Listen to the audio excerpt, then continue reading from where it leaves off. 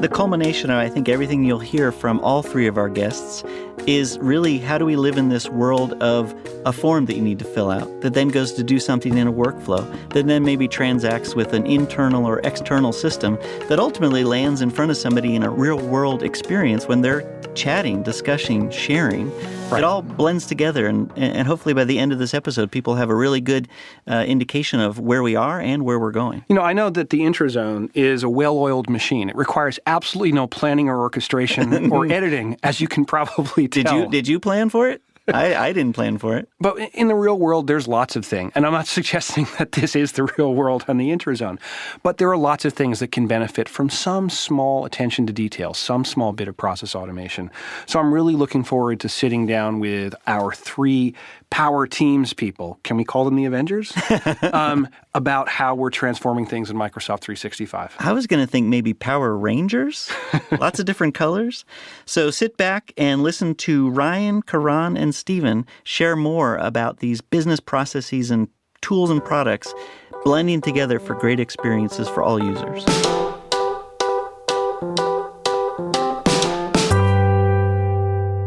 So let's move into that time of this episode where we actually get to talk to the subject matter experts. And you're lucky there are three of them, and they cover some pretty amazing products. So hopefully you have a lot of open ears. We'll hear from Ryan Cunningham, who is a partner program manager director on the Power Apps team. We're also here with Karan Nigam, who is a group product marketing manager for Microsoft Teams, and Stephen Siciliano, who's a program manager director for Microsoft Flow. That is a huge mouthful just to say we got the right folks from the Power Apps Flow and Teams team. To the three of you, please, welcome to the show. Thank you. Thank you. Could we start by getting a little bit of background on who each of you is and what you do on the team? Could we start with Ryan? Yeah. So this is Ryan. I lead the product team in the engineering group for Power Apps. This is Karan. I get to lead an incredible team of product marketers who are responsible for raising awareness and usage of Microsoft Teams. And I'm Stephen. I work on the Flow team, or you may have just heard, we now are the Power Automate team. Yes, we saw that. Congratulations. Yes. Big news. Yes, Yeah. We're now part of the Power Platform family. Excellent. Well, maybe we can dig into a little bit later the sort of history to the change. Absolutely. When we think about, Power Apps, Power Automate, might take me another beat to get used to saying that, and Teams, all of them launched around the same time frame. And I'm just wondering, as you've seen over the past couple of years, what have been some of the most successful scenarios that customers have tuned in on and used to help drive these solutions across their customer base?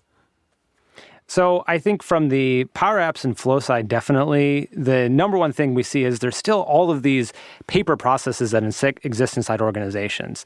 As Microsoft employees, sometimes we lose sight about, digital transformation and how modern the world is. But the reality is, across places everywhere in the world, people still fax things around. They still handwrite forms. They're still scanning and printing and doing all those things. And with Power Apps and Flow and Teams, you can really start to digitize these collaborative processes in a way that you can take, a simple approval that may have required somebody walking to the mailroom, putting a stamp on something, having it go off a week later, 2 weeks later, coming back.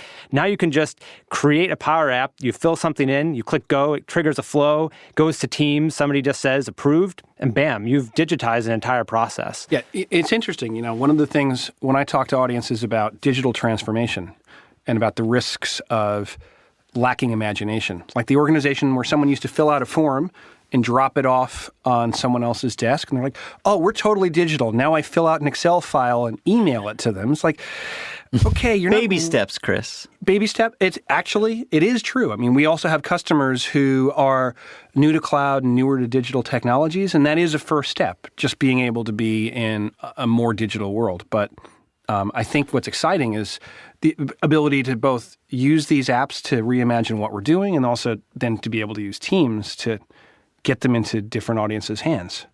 Yeah, I think for Teams, Power Apps and Power Automate is perfect companion. If you think about Teams, it's essentially a hub for all your work. And if you think about your everyday work, your chats, your meetings, your calls, your applications, all of that content that you use every day is now available in a single place so that you don't have to have the tax of context switching. Now, as the creators out there start using Power Apps and start automating their processes using Power Automate, all of that goodness starts coming in within Teams. So, we are super excited about the possibilities of automating the daily routine, mundane tasks, as well as managing your business critical processes through Power Apps within Teams. My most simple flow that I built to do a OneDrive demo was just going into I don't know if you still call them recipes. That's just still stuck in my head from years ago. Templates, right? Templates. Somebody had built a template that was really simple. Select a file in OneDrive and just it'll post it to a Teams thread. And, you pre-program what it is and where you want it to go. And just giving that demo at an EBC makes me, the simple flow guy, super easy to get it across. And it was just that. You do the demo and people just, their eyes light up like, okay, I get it. Now I'm starting a conversation without having to grab a URL and post it into a chat and hope that it worked. Really, really easy to do for me. Thank you. But at the same time, really powerful when people land like, oh, I get it. I will also claim I built a flow for a demo once that checked the weather. And if it was going to be sunny and over 80 degrees, sent a note out to my team that I was feeling sick and blocked my calendar for the rest of the day. Very nice. I think you hit it on the nail a minute ago, Chris, which is just because things have been digital doesn't mean they were digitally transformed, right? And I think a lot of the first step of this has been, take stuff that people have been doing for decades and decades in business and just get them stored in OneDrive or get them in a spreadsheet or get them in an email account. There's still just so much manual effort that goes around that and a lot that people leave on the table when you don't make it more efficient, right? And so if you can store something in a real database, now you can do analytics off of it. If you can automatically put something in Teams, now everybody can collaborate around it in real time, not just the people I select to put on an email. When I build a flow around it, now it can happen every single time I do it and not something that I have to do repetitively. And it's that kind of long tail area under the curve of all these individual mundane tasks where we really see a lot of the momentum happening in the platform. You mentioned something. It suggests, I know something that's been happening in the last year especially, which is looking around the respective teams and how do we create a more cohesive design to bring things together? How do we not just email something to someone, but take advantage of a chat interface to be able to introduce, a more cohesive approval experience for people? How do we think about getting to those common design experiences to help our customers? Maybe the first question is just always very interesting. Have you all three met before today? Yes, we have. Yes. So really, you are all working together. Okay, Absolutely. So now your products, how do they work together? So I think there's a couple different levels to think about it. One is at the design language level itself. Mm-hmm. So across all of Microsoft, and it isn't just us in this room, it's, every aspect of Microsoft is looking at the Fluent design language. And that's a design language that spans Windows, SharePoint, Teams, Power Apps, Flow. We're all aligning on the same kind of fundamental design constructs. So from a kind of a visual and interactive pattern, that can really help at that top layer. But then there's a kind of a more fundamental integration where whenever you are in context of one application, you should just naturally be able to use the other applications that you need. So if I'm inside of Teams, I shouldn't have to, open my browser and go open Flow and go do that. Or if I'm inside of Flow, I shouldn't have to, go to powerapps.com in order to get something done. And that's where the deep in-product integrations also help. So we have, like inside of Teams, you can just add a Power App right directly inside of your Teams channel. So these types of deep product integrations help to really highlight these scenarios, and then it becomes very obvious to us, at least, if there is a seam there, something we need to go work on. It's interesting. That's one that I know has had tremendous impact. I would say in the first year of Power Apps, there was okay, I've built a great app. How do I get it in everyone's hands? And you have to resort to kind of traditional blasting with email, like, hey, here it is, download it, pin it. And the more we stitch that into Teams, which is an app that's part of more people's everyday habit than before, it solves one of those distribution challenges, doesn't it? Yeah, it's absolutely. I think, If you just look at the way we've streamlined some of the mundane processes in our team right now, like some of the approvals and some of the regular tasks like, sharing information about your business data performances, all of that is happening within Teams in chats, in channel conversations, using Power Apps, using Power BI, using Microsoft Flow. So I think my personal expectation really is that as more and more users move to Teams for their everyday work, utilizing these tools would really simplify some of the daily day-to-day job. And with Teams, essentially, I think the hope really is that as the business grows, as the product becomes more mature, how do we enable other external partners to build their applications, their processes on top of Teams? So I think the vision really is that over the totality of time, Teams will enable others to build on top of it. So I think that's where the platform discussion comes in. And so, Ryan, if you take that lens, you will land in Teams, not you maybe, but the experience of Power Apps. But I know Power Apps has a lot of components, a mobile aspect. Obviously, for Chris and I, we think heavily about what it looks like in lists and libraries. Absolutely. And when it lands into Teams. How do you think of the ubiquitous of where a Power App might land, how people interact with it, device scale up and scale down? Sure. I mean, look, in general, Power Apps is just about making it easier and faster to deliver line of business applications wherever they're needed. On mobile, in SharePoint, inside Teams, on the web, anywhere. Teams is becoming an increasingly important landing place for that as people adopt it sort of as their front door of work. And as the market realizes and users realize, this is so much more than just messaging. It's so much more than just chat, right? This is not just a direct replacement to what I used to do in Skype for Business. This is a rich place of collaboration. It just makes sense for applications, especially business applications, to show up there as well. This is not a new thing, right? I mean, InfoPath has been putting custom forms inside of SharePoint we're 10 minutes in and you said years, right? You said the I word. I said the I word. Well, but I'm saying like this whole idea of customize the employee experience, do it in relatively low code. Gartner coined citizen developer 5 or 6 years ago. It's not a new idea. It's certainly not a new idea at this company.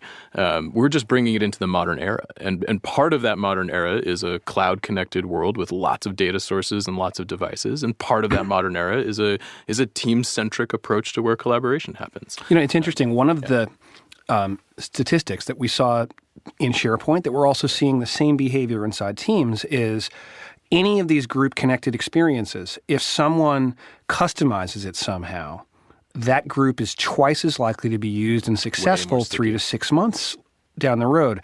And it isn't just that we've introduced an external customization, although that's true. It's the ownership. It's someone going in and saying, I'm going to put my fingerprint here on the page, and it's going to match what I need much more closely than something generic. Right. No, totally. And, just to give a concrete example of that kind of ties us all together, there's an assistant principal at Tacoma Public Schools just down the road, elementary school assistant principal, Lauren Taylor, who has built and basically reimagined all of student reading assessment and a whole bunch of other tasks that teachers typically do as a set of Power Apps backed by SharePoint data embedded inside Teams.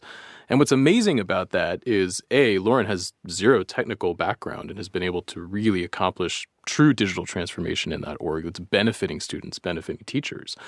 But the other amazing thing is teachers don't realize that they're using a whole bunch of custom apps. They're just using Teams, and they're using what their organization has provided to them as part of Teams. And Lauren doesn't have to train them on 6 new entry points and front doors and how to use these things because they're just right there where people are already working. And that's amazing for Lauren. There's literally regulations in that world of education, and particularly in unionized education, about how much new stuff you can add any given year. But there's also just this raw productivity benefit when people can just start working in one place. And again, I think we've got a rich history of delivering that. We're just seeing ourselves kind of turn the corner of this modern era and doing it in a much more connected way. Karan, I wanted to jump in and start talking about how, we spoke to your peers recently about Microsoft Teams for Education. And a wonderful tie-in with what Ryan was just sharing. That was not a coincidence. That was just really a real pleasure to hear, especially when Stephen talked about this fluent design. I could imagine somebody building, will have to know a few things and jump through a couple of product experiences. But it really is designed to work together. But off of that episode, in Microsoft Teams, if you think about the use of Microsoft Teams beyond education, maybe as a horizontal play or as something in different industries if you wanted to highlight one or two. What is that value within business applications that you would land? Like, what's the glue that Microsoft Teams provides? I think the piece that's really exciting is as the product's getting mature in the market, people are realizing their organic use case scenarios of Teams. So, just to add to Ryan's, Ryan gave an example of this Tacoma High School teacher. That's a brilliant example of how Teams is getting used organically for communication. Accenture is using so many business processes within Teams just to streamline their everyday work. We were just recently talking to a couple of folks in Telstra in Australia. And they've used, Power Apps to actually streamline the work that they do with the communication technicians in the field who are actually fixing the pipes, who are actually meeting the customers, and to go back and forth with them on chats and meetings to be able to solve any issues that the field may be facing. And all of that is happening in context of Teams. So I think as the more and more customers are getting it, the beauty really comes in when you see the horizontal scenarios like marketing, sales, HR, all of these different departments that are common to every industry are starting to build their scenarios within the Teams chat and meeting scenarios. So, Stephen, I want to turn our attention to Power Automate. See, didn't say the old name anymore. Yeah. And I've always seen that technology as being a glue that loosely couples a whole bunch of services, whether they're from Microsoft or from customers or from third parties, bringing all those things together. So I'm going to say the other old word, SharePoint Designer. But when you think about some of the patterns people have used for orchestration before, like how do we compare now? Like what should people be thinking about the proper or better uses of Power Automate moving forward? I think one of the big differences between Power Automate. He did it. It was him that Penny in the jar. Yeah. Between Power Automate and a lot of the existing or historical workflow technologies is Flow natively spans all the different data sources. So you don't have to go through a massive data migration story just to start building something. If you think about SharePoint workflow, it's great if all of your data in your entire organization is already in SharePoint, which as much as we wish that was the case, any organization is going to be using, even inside of SharePoint, it may be in SharePoint, but in an Excel file in SharePoint. Right? It may be in a SQL database. It may be, who knows where that data is.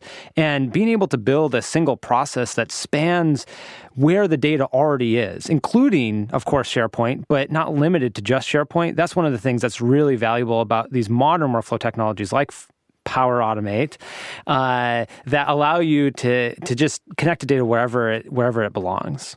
So I think there's the value. We certainly talk about SharePoint a lot more in the context of there's more than to SharePoint. There's more in the world than SharePoint. And certainly as we talk about the SharePoint experiences in Teams, we talk about the integration, obviously, with Power Automate, across libraries and lists. Ryan, if we turn to you, because a lot of people who are listening to our show are interested in the show because of SharePoint. We talk about SharePoint and how it works and how people work on top of it and do whatever they do. What new value or continued value, like I've heard you say, like we're not reinventing, we're just making better or making something more modern. But specific to lists and libraries, what is the Power Apps value add? And maybe tell us a little bit behind how you build it. SharePoint lists and libraries contain a really huge wealth of information inside of most customer organizations. And it really spans things that are in document libraries, but also increasingly people are using those SharePoint lists like a more structured, more addressable Excel spreadsheet. And things that people might have captured in Excel when they move into the list format. Now I've got this great web front end for editing and updating. I've got a little bit more structure to how those things are created. I can start to do more automation and approval things downstream. But a lot of times the user experience of putting that data in the first place, it's great out of the box when I want to go one list at a time. But when I want to customize that, I want to really, create a multi-step process to how to put data in, or I want to, guide a user through a flow, or I want to pull two lists together into one experience. That's where, classically, I'll be brave and use that InfoPath word again, right? I'm not as brave as the kind of guy like Chris who would show up to a podcast recording with a Patriot sticker on his car, but I'm brave enough to say InfoPath in mixed company. Classically, people use that in SharePoint to do exactly that: customize those forms, customize the input experience, walk a human through an experience of capturing data, which is really just a mimicked experience of doing their job. That's more than just going one column at a time. And Power Apps provides that at first glance. It's even more than just putting it on a form factor, right? It just starts at being able to guide a human through a task. And then you start to zoom out and you say, hey, not only can I guide you through a task of putting some data in a SharePoint list, but like Steven said earlier, I can go connect to lots of other systems and natively pull them in here as well. I can update that SharePoint list and trigger something in SQL or in Dynamics or in Salesforce or in Oracle. I can go reach back on-prem and mash up things with what's on the cloud. All of a sudden, that gets much more powerful in terms of how I start to move that process forward. And then I can deliver it to many places. I can put it on a phone. I can put it in Teams. I don't have to wait for somebody to come to this particular place in SharePoint. I think the fascinating thing about that is, a lot of the SharePoint history, just through the lens of SharePoint, was if it doesn't happen in SharePoint, it's really hard to go do. I can't go get things. It has to be put into SharePoint and then connected. Or if I want to go get something, it's a bit more custom development, so a little longer tail in getting it to market. When you think of things that are outside of SharePoint, does that often change anything around the approach of how you get the data, what you do with the data, and maybe even that little customer lens? Do I have a concern about going outside of something, that is within their trusted circle? The great thing about the way that both Power Apps and Power Automate, I'm still waiting for somebody to say Flower Automate to mash up the two. The great thing about both these services, they share the same stack of connectors to now more than 260 external services, including Bring Your Own on top of that. The great thing about that is you're always acting as yourself. And you're always swiping your AAD badge at the front door of these experiences, so it's all auditable and trackable from a central perspective. So unlike, shadow IT and low-code things of the past, all of this is sort of on a level playing field. You can't do anything at the front door of these services that you wouldn't otherwise be able to do with your login, and it's all governable centrally in a way that many past experiences have not been.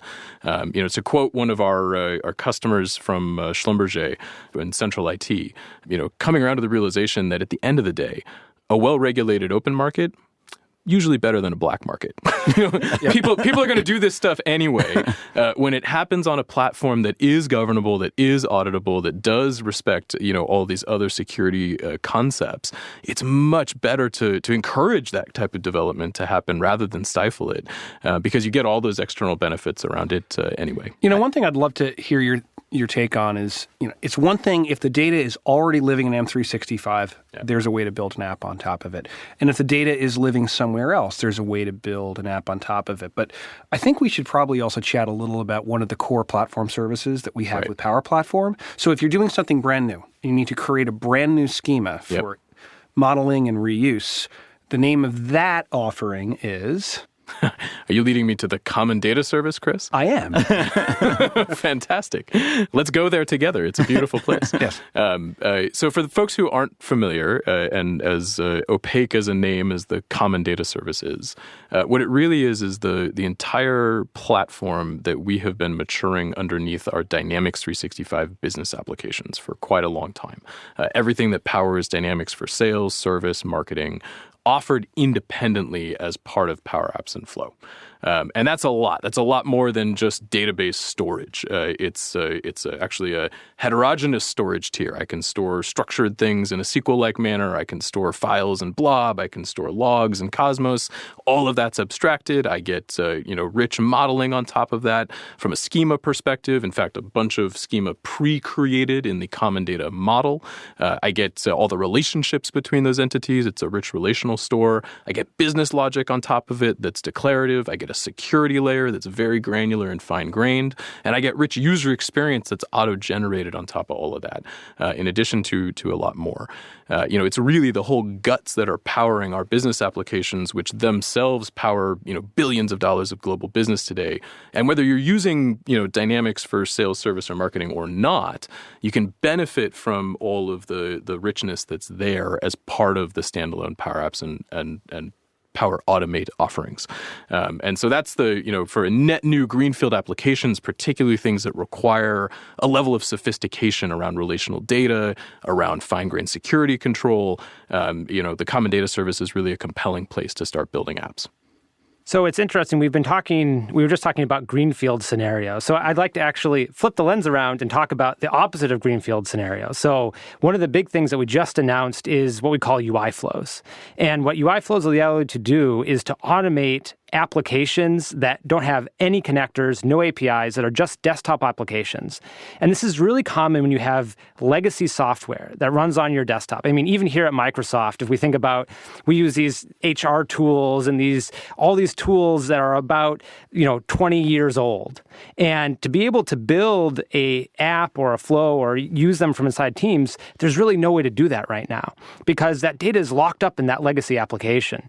But with the UI flows, what we can now do is we can build automation that connects to those legacy applications literally through a UI, through a desktop, where you can actually just pull the information from those legacy systems and use it in any of the modern systems that you have. And it's bidirectional, so you can also automate taking action in those legacy systems as well. So if I want to go fill in a form in some legacy HR application that hasn't been updated since the 1990s, you can still do that now using the UI Flows feature in Power Automate. So this is one of the big things that we've been kind of working on for the past year or so, and we're really excited that now we can finally tell the world about it here at Ignite. So, Karan, thinking of the future at Ignite, big announcements in this space, what would you layer on interest to our audience? Yeah, Ignite's been a massive movement for us this year. We've had a bunch of announcements on how, we're bringing integration with Outlook, how you can send your emails from Outlook to Teams and vice versa. Yammer application can be accessed within Teams. So there's a bunch of new announcements around IT admin, security, compliance, manageability. But if I just talk about specifically around Power Platform and Teams, there are a few really exciting announcements we've made. One is how you can now, any Power App can be transformed into a Teams app. So you can publish a Teams app with the support of your IT admin within your company's app library within Teams. That's been really exciting. We've announced a bunch of new flows with Power Automate within Teams. So when you are in context of Teams, some of the new flows will actually make your experience better there.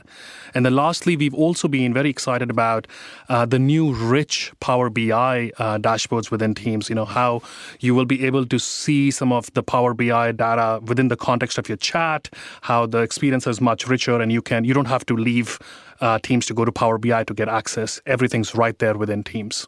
Cool. Great. So you were not that busy at Ignite. I've been better. That's all I'll say. So, Ryan, definitely a strong first two at-bats from your colleagues here today. I'm sure you've just been coasting. It's been very relaxed, Chris. Just got off the golf course. I've got a spa appointment later. No, we've been busy as well.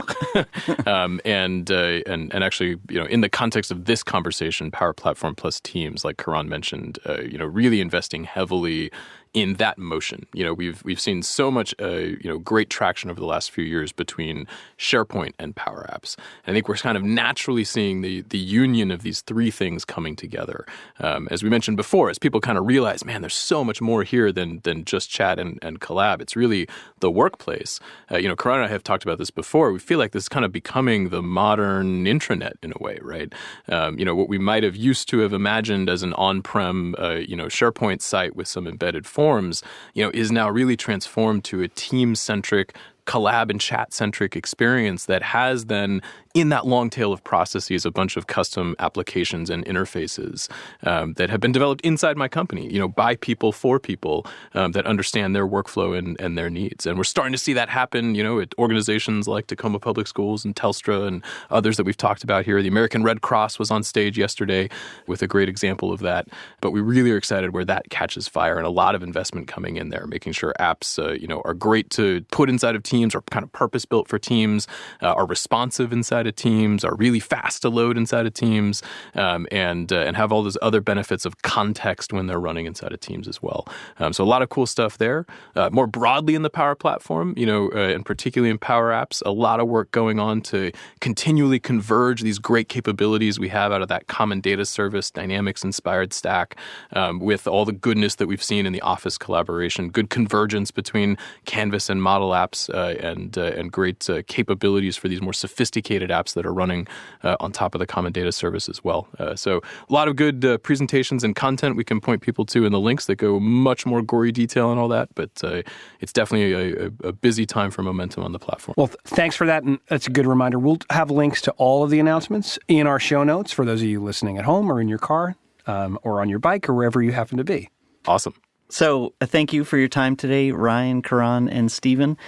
Just to give everybody a sense, if they want to follow what you do or any main blogs that you contribute to or your team contributes to, we'll go around the horn. We'll start with Ryan. What are some things we can point people to who want to learn more about Power Apps? Definitely follow the Power Apps blog. It's at powerapps.com. And you can follow Power Apps on Twitter or yours truly on Twitter, RC_says. We'll create those links in the materials as well. Excellent. Karan. Yeah, for us, I think we write a monthly What's New in Teams blog. That's the best source of getting to know the latest and greatest about Teams. And then I'm fairly active on Twitter myself. So my Twitter handle is Nigam_Karan. I can provide the link so people can follow me there as well. Excellent. Stephen. And on the Power Automate side, you can still go to the flow.microsoft.com website if you want, or you could go to now powerautomate.com, and we have a blog there, of course, Twitter. We also have a huge community, so if you just from that website go into the forums in the community, we have hundreds of thousands of people there who discuss all the latest things about Power Automate every month and all the things going on, so definitely recommend checking that out too. Excellent. So Ryan, Karan, Stephen, thank you very much for coming in and joining us on the IntraZone. It's been a pleasure. Thank you.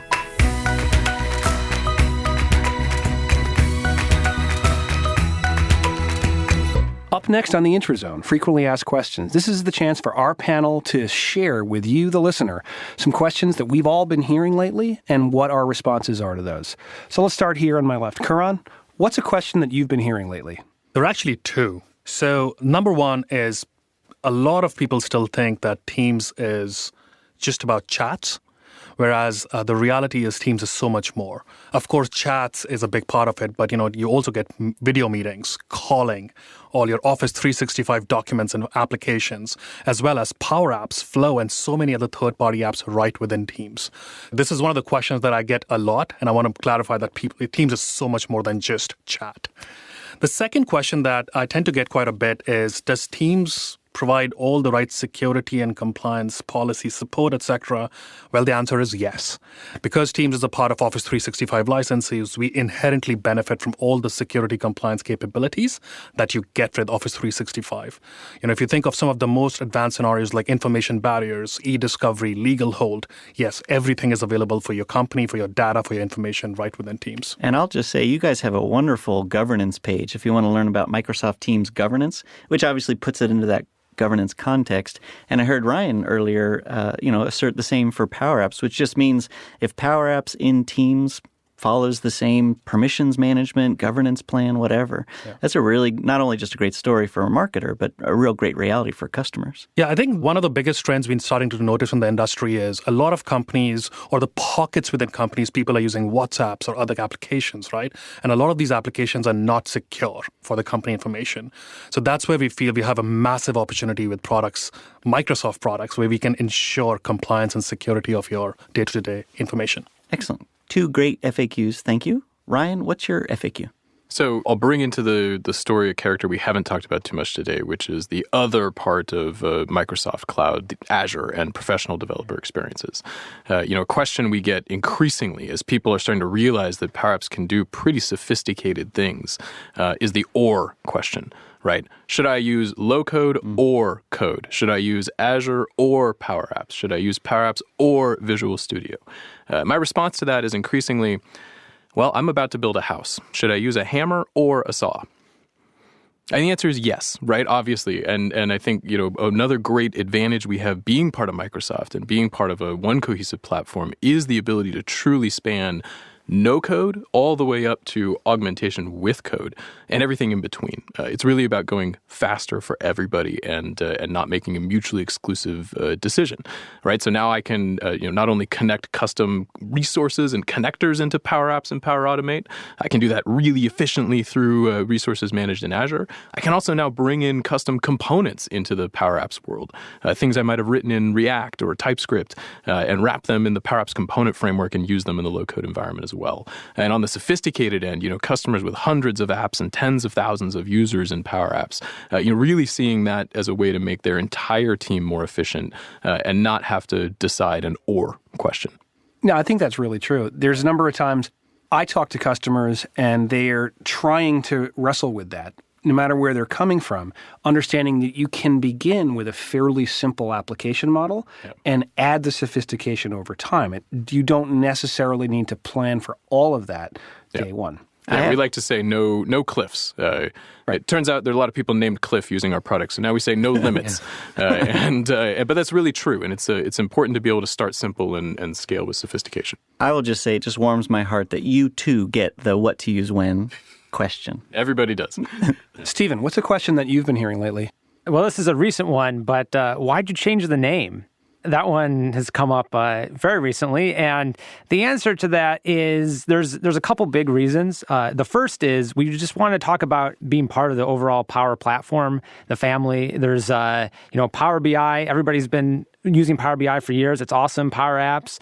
But the Microsoft Flow kind of hanging out there without power in the name. It's like, does that mean Flow isn't powerful? And it's like, well, it is. But so that's part of it. And then the reason we wanted to bring automation into the name is because even Flow itself, people are like, Flow, well, that's like a river or, what the heck, like Flow? But with automation, it just becomes super clear, right? That is what Power Automate is all about. It's about automation for the power users inside an organization. So we thought that this new name would really help bring a lot of clarity. And now the names across the Power Platform are all nice and consistent in one awesome family. So yeah, hopefully people will adopt that over time, and I'll stop using Microsoft Flow all over the place. I love that you used a forward-looking question and answer, because I'm going to take it in a different direction.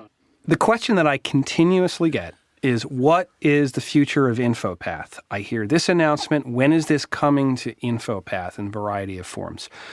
And I usually have to give two parts to the answer. The first is to make clear that people who are being slightly optimistic that we haven't talked about InfoPath deprecation in 2 or 3 years, that might mean we've changed our mind and it's back. And we're still on exactly the same policy. It is approaching end of life in 2026. InfoPath, it has been deprecated. It is on a sunset trajectory for 2026. And the other variation of the question I always get is, yes, but when will Power Apps get feature X, which was my near and dear favorite thing to do in InfoPath, and there's no way of doing it? And frequently, those questions are based on an understanding that goes back, in many ways, back to Project Sienna. Someone will pick something like cascading dropdowns or responsive design forms, which, by the way, you never had in InfoPath in the first place. But there's this one feature that people are waiting for. And to those audiences, I always encourage them to go to powerapps.com and to check the product out in its current state. It's a cloud service. It advances week by week and month by month. And whatever it is that you were looking for, it's probably there, or if not, it's close. Yes. Okay. Well, Mark, what's a question that you've been hearing lately, other than when are you going to start your FAQ? Nice of you to ask. and in such a nice way, Chris. So because I've taken over one of the small workloads from our friend Bill Bear, which is the SharePoint Admin Center, one of the new features that we launched is called the Site Swap. So if you have a nice, beautiful communication site that you want to make the root side of your tenant intranet, you certainly can do that now. One of the things we showed at Ignite was that now you can do that not just with PowerShell, but it's in the actual UI. But the big question I get is, once you do the swap, what happens to all of my old URLs? And of course, they're asking about the site, but really the follow-on is they're asking about the documents, the lists, the everything in that site. And the beautiful part of the answer and how they've designed this is, once you do the swap, we maintain the old URL in all ways to documents, files, lists, libraries, everything, even Power Apps and whatnot going on.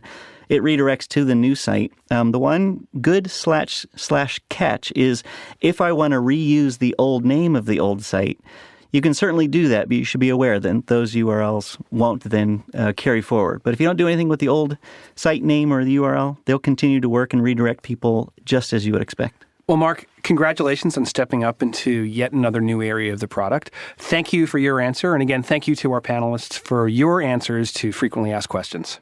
Thank you very much. Thank you. Thanks.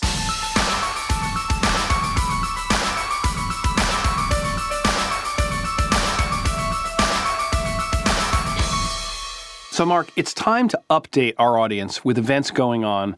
It seems like it's impossible to imagine ever going to another event after Microsoft Ignite, but it is possible. It is possible. With Ignite, the big event, and now in our rearview mirror, we have Ignite the Tour. So if you are unable to attend Ignite in Orlando, now is your chance to reap all the benefits of Ignite that is now being brought to you in a city near you. It is the same technical training led by Microsoft experts and your personal community, a lot of MVPs. In the SharePoint-related tech space, keep a lookout for the content collaboration, communication, and engagement in the intelligent workspace learning path. So find the city nearest you. We'll include a link in the show notes, and you can follow all the action on Twitter with hashtag MSIgniteTheTour. Another way to get connected with technical training, SharePoint Saturdays. They're an exceptional opportunity for users and for IT to learn from and engage with their local community. And despite their name, they cover the breadth of Office 365 and M365 content, information on Teams and Power Apps and more.